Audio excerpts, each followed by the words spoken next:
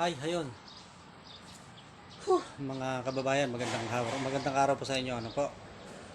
Sa lahat po ng mga kapatid po natin, mga kababayan po natin, mga Pilipino, ay saan man po kayo sulok po ng mundo, binabati ko po kayo ng isang magandang araw. Ano po, dito po sa Pilipinas.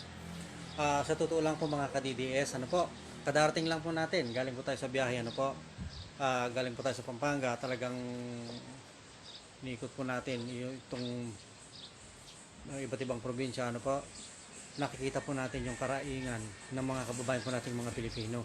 Talagang super, talagang uh, worry mga kababayan po nating mga Pilipino. Talagang napakatindi po ng kanila pong mga karaingan po dito, ano, yung mga kababayan po nating mga Pilipino.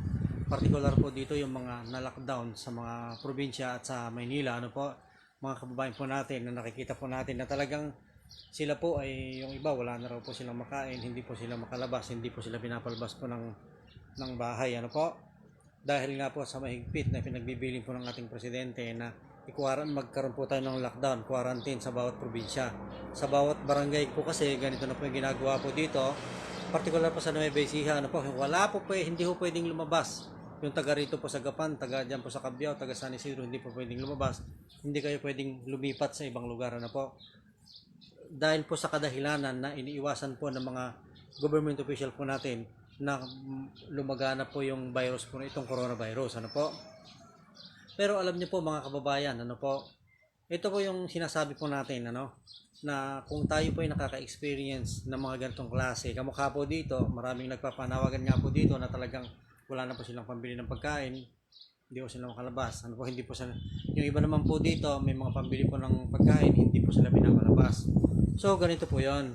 Kagaya nga po ng sinasabi ng ating presidente, ako'y nananawagan, ano po, ito po nakapatungkol po dito sa mga trabaho ng mga kababayan po natin, mga opisyalis po ng gobyerno, particular po dito sa mga ahensya po ng gobyerno po natin, itong DILG, ano po, DILG at saka po itong kapulisan po natin. Kasi po, kung hindi po natin, siguro lahat naman po tayo nakaka-relate po tayo sa Facebook, di ba? Well, alam naman po natin, nakikita po natin na talagang ang ating Pangulo wala pong inisip ito kundi kabutihan, kapakanan po ng mga Pilipino, mga kababayan po natin. So, ganito po yon. Ang sa akin lang, ano po, bilang Pilipino, nakikita po natin napakahigpit po ng tagubilin ng ating presidente, ano, na talagang magmula po sa congressman po, magmula po sa gobernador hanggang sa barangay captain, napakahigpit ng bilin po ng ating presidente na talagang kung sino ang mapapatunayan at talagang makikita po dito na mga opisyal po natin na hindi ho nagtatrabaho, na hindi ho nila ginagawa po ang kanilang tungkulin, mahaharap po ito sa suspension or dismissal, ano po, governor po hanggang barangay captain. So ibig sabihin po niyan, governor, vice governor, congressman, bukal, mayor, vice mayor, barangay captain, ano po, dismissal or suspension ang hatol po dito. Kaya nga po, marami na po tayong natatanggap, ano po, ng mga mayors po dito, mga barangay captain po dito, na talagang hindi po sila nagtatrabaho. Wala po silang pakialam po dito. Kaya ang pakiusap ko sa mga kababayan po nating mga Pilipino, na sana po, kung mayroon po tayong may mga ebidensya po tayo na si congressman, si gobernador, si mayor, si kapitan, ano po, na kung sakali may mga pinapipirma po sa inyo, dahil po sa kayo po nabigyan po ng ganito, pero parang nakikita po natin parang may kapalit, ano po, may mga ganyan pong issue, ano po. Particular po dito sa itago na lamang po natin sa pangalan, ano po, huwag na natin babanggitin, ano po, yung pangalan ng mayor po na ito. Basta po sabihin na lang po natin, para hindi naman po ma-expose yung kanyang pangalan, itong putang inang mayor ng Botolan, Zambales, ano po. Botolan, Zambales mayor po, ano, hindi ko na babanggitin yung pangalan po ninyo. Dahil ito po, maraming nakakarating po na report po dito na parang binibigyan po yung mga taga Botolan, Zambales, pero meron po pinapapirma po sa kanila ng kanila pong mayor. Hindi ko na babanggitin ng pangalan. Kayong mga taga Zambales, alam nyo na po kung sino yung mayor nyo. Ano po? Kaya sana po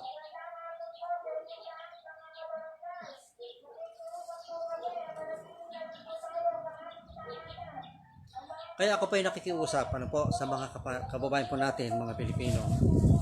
Huwag po kayong matakot. Huwag po kayong matakot. Kunin nyo po yung mga pangalan po nila. Kung mas maganda po dito, kung mabidyohan po nyo, mapicturean nyo po ito. Pagkatapos, i-text po natin sa ating sekretary. Ano po? Mamaya po, ibibigay ko po sa inyo yung number po ng DILG sekretary po natin, si Martin Dino. Ano po? So, ganito po yun mga kapatid, mga kabayan ko mga Pilipino. Marami pang mga mayors na talaga napapabalita po dito. Di ho ba? Pag kami mga relief goods, ano po? Dapat po ito, meron pong gymnasium ang bawat probinsya. Di ho ba? Dapat po ito, nakadiretso po ito dapat sa gymnasium o kaya sa mga warehouses po ng gobyerno po natin o kaya sa plaza. Dapat po nakalagak po itong mga relief po na ito. Ang nangyayari po ngayon dito mga kababayan ko mga Pilipino, ano po, itong mga mayors po natin, magagaling na mga mayors, instead na idiretso po doon sa gymnasium, dinidiretso po nila doon sa bahay po nila at nire-repack po nila ulit ito. Samantalang ito po, yung mga donation galing po sa iba't ibang departamento, galing po sa iba't ibang ahensya po ito, mga donation. At ito nga po, sabi nga po natin, itong calamity fund na binigay po ng gobyerno po natin, yung iba po dito, mga goods po talaga, instead po na idiretso po sa mga gymnasium po, sa mga ano po ng gobyerno po natin, hindi po. Ang nangyayari po dito, mga kapatid, ano po, mga kababayan ko mga Pilipino, ang nangyayari po dito, dinidiretso po ni Mayor sa kanyang bahay at doon po kinakarne yung mga relief goods nito. Bato-bato sa langit, tamaan hiwag bagal. Wala akong pakialam kahit sino ka pang Poncio Pilato ka. Ang sinasabi po natin dito, ito po ay ipamigay po ninyo doon sa mga kababayan po nating mga Pilipino, yung mga relief goods po na ito na ibinigay po ng mga tao, ibinigay ng ano mga ahensya po ito, donation from different provinces po ito, tulong para po sa mga kababayan po natin na mga Pilipino. Ipamigay po ninyo, ano po, dahil napakalaki po ng karma niyan, mahiya naman po kayo. Kapitan, Mayor, Congressman, Governor, Bukal, ipamigay po natin. Kung ano po yung karapat dapat ibigay po natin yung the best po natin sa ating mga kabayan pong mga Pilipino, ano po? Ito na sinasabi po ni Tena Orosa, sabi niya po dito, number one mayor ng Cainta, si Mayor Kit Nieto. Kaso last term niya na. Oy, salamat po sa inyo. Angela Sari is watching. So ganito po 'yon. Hindi lamang po 'yon, ano po? Ipapakita ko po sa inyo, ipapakilala ko po sa inyo kung gaano kagaling po yung mayor po dito sa Nueva Ecija. Bis ka talaga po yan. Maraming salamat po Ma'am Tina Orasa. Mabuhay ka, salamat sa iyo. So ganito po 'yon mga kababayan, ano po? Mayroon po tayong governor po diyan na hindi po nagtatrabaho. Pagdating po ng pondo, pagkatapos po dito, binibigay lamang po yung mga corporate, hinahati-hati po nila, ano po? Yung mga mayors po tayo diyan, papangalanan po natin ito. Huwag po kayong mag-alala. Magantay-antay lang po tayo dahil iniipon po natin lahat po ng ebidensya against kay gobernador, congressman, mayor at kay kapitan, ano po. Pero mayat maya po ibibigay ko po sa inyo yung telephone number po ng ating secretary, ano po. Ngayon po, ito po yung masasabi ko, ano po. Napapabalitaan po natin na ito pong Pampanga, ano po, ang sinasabi po nila 80 milyones daw po yung pondo na ipamimigay po dito sa Pampanga. Pampanga po yun ha. Samantalang ito po, sasabihin ko po sa inyo. Ako po ay nagpapasalamat po ako dahil kahit ganun pa man po, hindi man po tayo taga-litihiti mo na taga rito sa Gapan, ano po. Pero nakikita po natin, walang iba, ano po, si Mayor Eming Pascual, ano po, Mayor Eming Pascual, talagang nakita po natin po dito yung kanyang pagmamahal sa mga taga-Gapan. Isipin niyo po dito, nagkulang po yung ang pondo lang po na sinasabi niya po dito doon sa Facebook account po ni Mayor, ano po, 31 million, ano po. 31 million, ano po, yung pondo. Ngayon, dahil mahal niya yung kanyang mga kababayan po dito sa Gapan, ito, pakishare niyo po ito, totoo ito. 31 million po yung yung pondo lang po dahil ito po, kwinentahon ng butihing mayor po ng Gapan kung ilang bahay, ano po, kung ilang bahay, yung lahat po ng nasasakupan ng Gapan, 34,000 po na bahay po ito. Ngayon, nakapag-repack na po sila doon po sa Kapitolyo ng tagli 5 kilo. Naisip po ng ating butihing mayor, ganito po yung kanyang naisip, 5 kilo pabalik-balik, baka magkasakit pa yung mga taga-Gapan. So ang ginawa niya po dito, pinabalik niya po yung tagli 5 kilo na nakaripak, binalik po sa sako at ito kwenta, ano po, kung magkano lahat ang gagastusin. Dahil po ang pinlano po ng ating butihing mayor po ng Gapan na si Mayor Eming Pascual, instead na tagli 5 kilo, hindi na po. Bawat pamilya, ano po, makinig po kayo. Sana po kayo mga mandurugas, kayo magnanakaw ng mga mayors, kayo mga kapitan, mga putang ina nyo, sana napapanood nyo po itong video po na ito. mahiya-hiya kayo sa mga pagmumukha ninyo. Matindi yung karmang kakaharapin nyo dyan, mga ihi, mga iho, no? Mga utoy. So ito, kinumpit po ng ating mayor, 54 ba? 51 million. Ano po? 51 million po yung magagastos ng probinsya po ng Gapan dahil po instead na 5 kilo, ano po, ang pamimigay po ng ating mayor, hindi na po. Bawat pamilya na nakatira sa Gapan, meron pong isang kaban po ng bigas. Nag-uumpisa na pong magpamudmud yung buting mayor ng Gapan, si Eming Pascual, na po dito, nagpapamudmud na po siya ng bigas. Ang kwenta po dito, 31,000 lang po yung unang pera, inabunuhan po ni mayor at ng kanyang tatay. So nabuo po yung 54 million, yun po yung pinambili po ng bigas na 34,000 na sako ng bigas. So, ganyan po kagaling, ano po? Ganyan po kagaling yung mayor po dito sa Gapan. Although hindi po tayo lehitimo na taga rito, pero nakikita po natin na talagang dito po talaga hindi ka pwedeng lumabas, hindi ka po pwedeng pumasok. Kung ikaw biyahero, dadang ka ng Gapan, hindi ka po pwede. Kaya ngayon pa lang po, sinasabi ko na po sa inyo, magagaling po kayo ng Cabanatuan, magdi-deliver kayo sa ibang lugar, maghanap na po kayo ng ibang lugar dahil hindi po pinapayagan ni Mayor Emeng na dumaan po dito sa Gapan. Ano, baka makahawa pa ho kayo. Or baka may dala kayong virus, ayaw po ng ating mayor po dito sa Gapan na mahawa yung kanyang mga kababayan. So yun lang po yung inaano ko po dito, na sana po maging halimbawa si Mayor Eming Pascual, ano po, sa lahat po ng mayor sa buong Pilipinas. At saka siyempre po si Isko Moreno. Kaya nga rin po itong sinasabi ni Tina Orosa, no? Yun daw din pong mayor po nila doon sa tawag ito, Kainta, si Mayor Kit Nieto. Kaso last term na niya. O, sana gayahin nyo itong mga mayor na to, no? So, ito nga, sana po, napapanood ito ng lahat ng mayor sa buong Pilipinas. Ano po, mahiya-hiya kayo sa mga pagmumukha ninyo, no? Mga barangay captain, marami po tayong ano po dito, pasisikatin po dito ng mga mayors. Mga gobernador, congressman po dito at mga barangay captain. Siguro hindi lamang po suspension ang aabutin ng mga putang inang ito, kundi baka dismissal anong mangyayari po dito. Dahil ito po, gagawa tayo po ng report, i-report po natin, kukonkrito po natin yung ebidensya po dito at isusubmit po natin dito sa DILG. Ano po? So sa ngayon mga kapatid, mga kabayan ko mga Pilipino, sa totoo lang, ang inyong likod, pagod na pagod po talaga tayo dahil kanina pa ho tayong umagang nag-iikot po dito, nakikita po natin yung effort ng mga bawat bayan po dito na talagang sinasala po nila, na talaga tinitingnan po nila yung mga lumalabas kung mapasok. Dahil ito nga po, nagkaroon po tayo ng lockdown dito sa buong Luzon, ano po. So, binabati ko rin siyempre dito mga mayors po natin na tumutupad dito sa kanilang tungkulin, at saka siyempre yung mga polis po natin na nandyan na kahit na katindi ho yung init po ng araw, talagang nagsasakripisyo po sila, talagang tinutupad po nila, ginagawa po nila ang kanilang tungkulin. So, ngayon, at saka ito pa rin, ito, panawagan ko pa rin sa mga kababayan po natin. Ngayon pa lang po, nakikita na po natin kung anong klaseng tao itong mga dilawan, ano? Bakit po natin sinasabing mga dilawan? Sino po yung napakaingay po noon? Ha? Napakaingay po nila noon para siraan si President Duterte, si Reza Hontiveros, o si Drilon.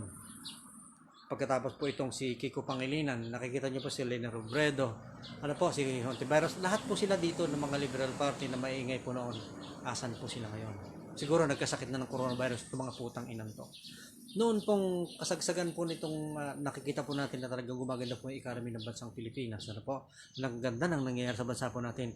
Pagkatapos nagkaroon nga po tayo ng Southeast Asian Games sa bansang Pilipinas. At ito, napakaganda po ng ginawa po ng ating mga atleta at yung ating presidente, yung mga facilities po natin.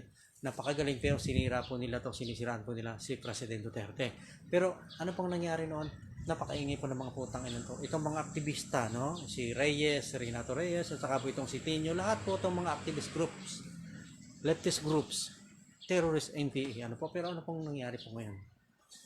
Instead po na dito nila ipakita, makabawi man lang po sila sa mga tao, para ipakita po nila yung kanyang suporta, at least makatulong man sana sila sa mga kababayan po nating mga Pilipino. Particular po dito, yung mga kababayan po natin dito na lockdown, ano po, na hindi po makalabas na. At kaya nga sinasabi po natin, magpakita kayo dito ng gilas nyo. Kung talagang mayabang kayo, kaya nyo, dito natin ipakita. Hindi ho doon sa mga bunganga po tayo para po manira po ng tao. Kung talagang gusto nyo pong tumulong, magpakita po kayo. Pero hindi po natin nakikita ang effort nito. Ano po? At saka isa pang nakakatawa po dito, ano po, sa mga kabayan po natin, mga Pilipino. Tingnan po natin, ano, na sana po, i-observe po natin yung nangyari sa paligid po natin.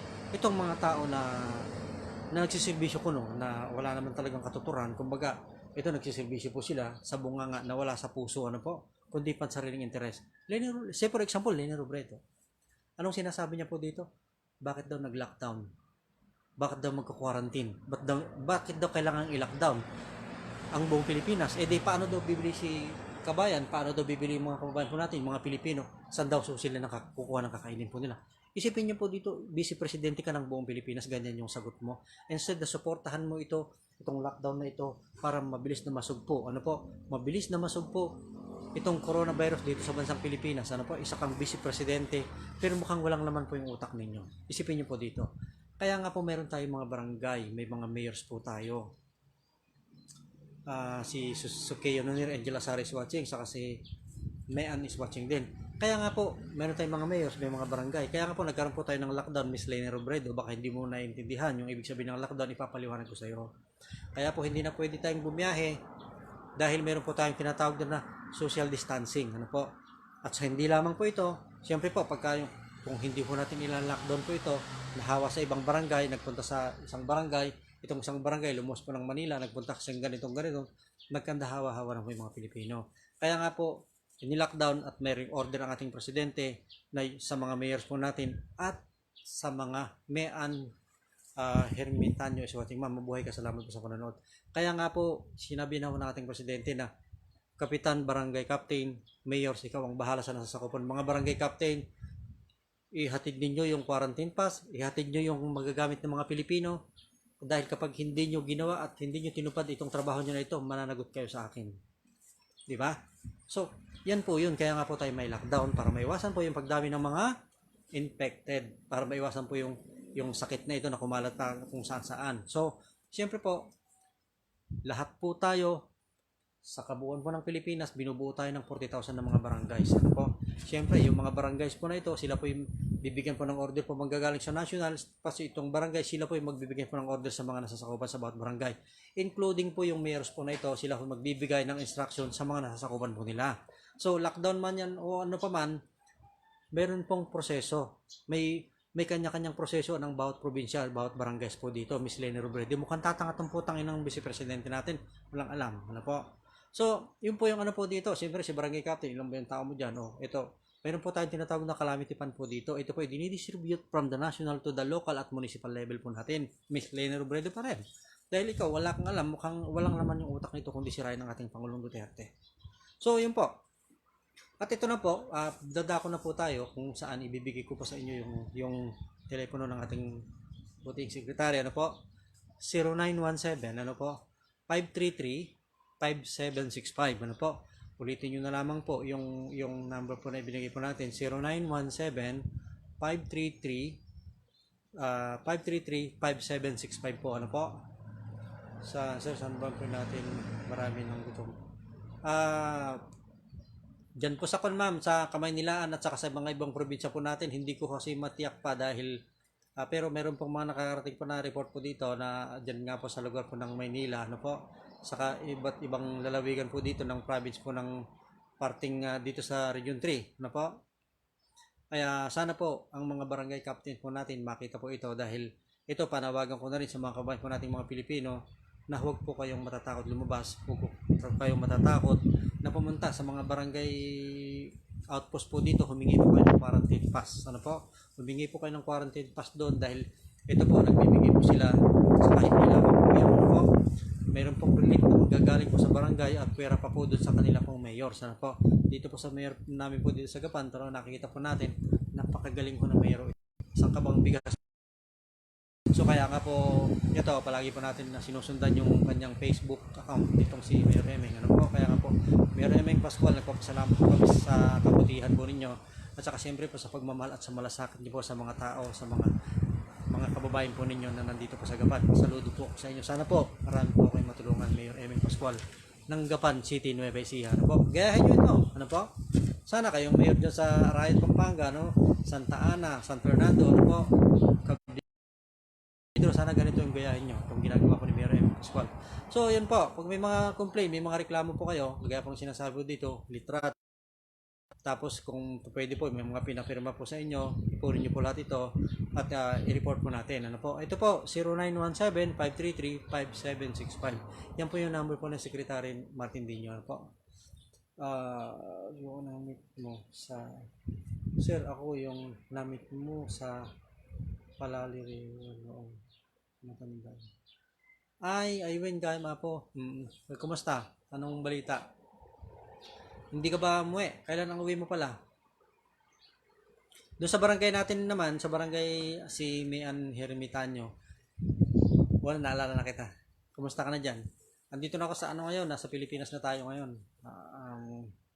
Ito, ang ano ko nga din, doon naman sa barangay Burgos, doon sa Karanglan, okay naman yung kwan. Okay naman yung mga kababayan po natin doon. Talagang may mga natatanggap naman daw silang mga relief galing po sa mga barangay natin at saka sa bayan. So yon. Kaya sabi ko nga sa mga kababayan po nating mga Pilipino, basta magpatuloy lamang po tayo, suportahan po natin ang ating Pangulong Duterte. Ano po? Huwag po tayong mag-aatubili at saka huwag po tayong matatakot, no? Huwag po tayong matatakot na magsumbong po sa ating sekretary pag mayroon talaga mga problema po na ganito. Kaya nga po ng sinasabi ko po dito, itawag po natin, i-report po natin o mag-text po tayo, ano po, kay Secretary Martin Dino. Alamin po natin kung sino-sino itong mga kapitan po na ito. Abangan nyo po yung mga susunod na live po natin. Ano po? So yun po, hanggang dito lang po na yung live po natin. Medyo magpapahinga lang po tayo ng kaunti. Bukas biyahe ulit tayo. So maraming salamat sa panonood po. Salamat po sa inyo. Si Mian Hermitanyo is watching. Salamat sa panonood. Naalala ko na. Kasi din ako sa ma'am. Maraming salamat po sa inyo. Mabuhay po kayo. Sana po paki-share at paki-like na lang po yung video po natin. Maraming buhay. Maraming salamat po sa inyo. God bless po at kaya po natin ito, labanan po natin na ang virus po na ito. Mag-pray po natin na mag-disappear po ito ng mas mabilis itong coronavirus sa bansang Pilipinas. Maraming salamat po. Magandang araw po sa inyong lahat.